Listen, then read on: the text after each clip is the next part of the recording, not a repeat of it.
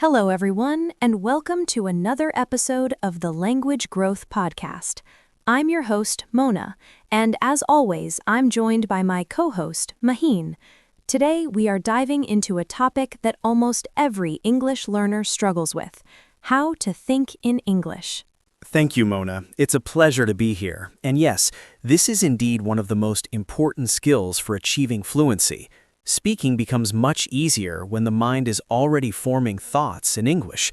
Today we will break down why it is difficult, why it matters, and how learners can train their minds step by step. Mahin, let's begin with something simple. Many learners ask us, why should I think in English when I can simply translate in my head? What would you say to them? That's an excellent question. The main reason is cognitive load. When you translate from your native language to English, your brain is doing double work. First, understanding the idea in your own language, then converting it into English. This slows down fluency, increases hesitation, and often leads to grammatical mistakes. Exactly. Thinking directly in English reduces mental pressure. It allows ideas to flow naturally. Once the mind forms the thought in English, speaking becomes automatic. This is why many fluent speakers don't think before they speak. It happens naturally because the thought itself is already in English. Now, let's address the difficulty. Why do many learners struggle to think in English? The reason is simple. The mind is trained by habit. Most learners have been thinking in their native language for their entire lives, so English does not appear naturally in their thought patterns. Additionally, many learners have limited vocabulary, so they cannot express ideas internally even if they want to. Yes, and another reason is fear of making mistakes.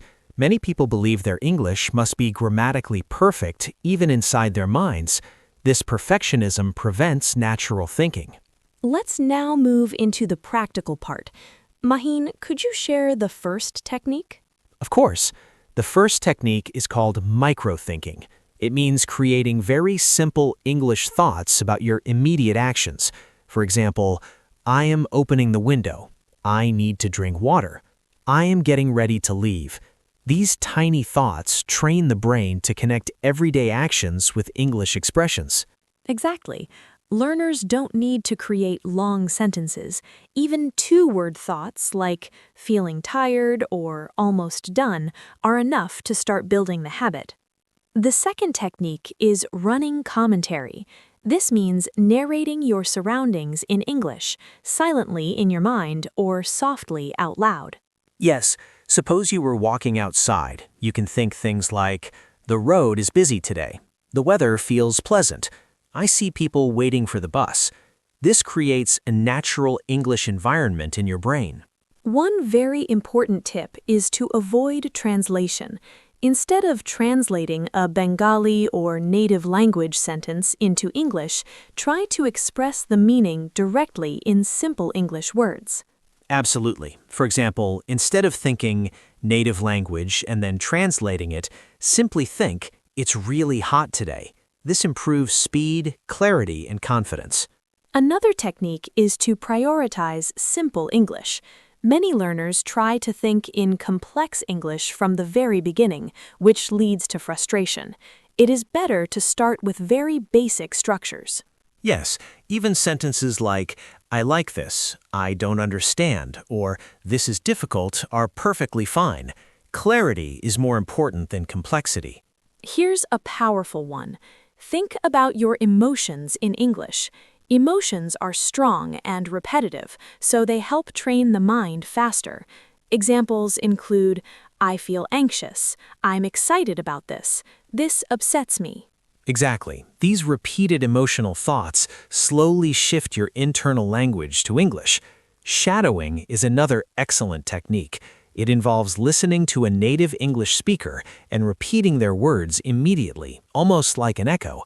This helps your brain adopt English rhythm, pronunciation, and thinking patterns. Yes, and it also forces the mind to stay active in English. Even 1 minute of shadowing per day makes a noticeable difference. Another useful method, ask yourself questions in English during the day. For example, What am I planning now? What should I do next? How do I feel at this moment? When you ask a question in English, the mind automatically tries to respond in English. It creates a mini English conversation in your brain. We also recommend creating short English-only sessions. For 10 minutes a day, do everything in English: thinking, reading, speaking, and observing. Exactly. Even a short, focused session builds strong mental association, making English thinking more natural. Let's give our listeners a structured plan they can follow every day. Great idea. Here's a simple 10-minute routine. Minute 1 to 2, micro-thinking about your actions. Minute 3 to 4, running commentary on your surroundings. Minute 5, ask yourself simple English questions. Minute 6 to 7, shadowing 1 minute of English audio. Minute 8, describe your environment in English. Minute 9 to 10, reflect on your feelings and plans in English. If someone practices this consistently for even 30 days, they will notice a huge improvement. Before we conclude, let's quickly discuss the common mistakes learners should avoid. Certainly. 1. Expecting perfect grammar inside the mind. 2. Thinking in complex English from the very beginning. 3. Translating sentences word for word. 4. Practicing irregularly. And 5. Being afraid of making mistakes. Well said, Mahin. Thinking in English is a gradual process. Perfection is not required.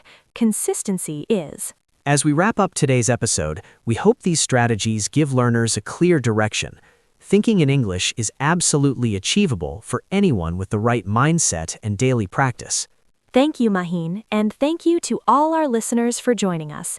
If you enjoyed this conversation, be sure to follow our podcast for more educational discussions.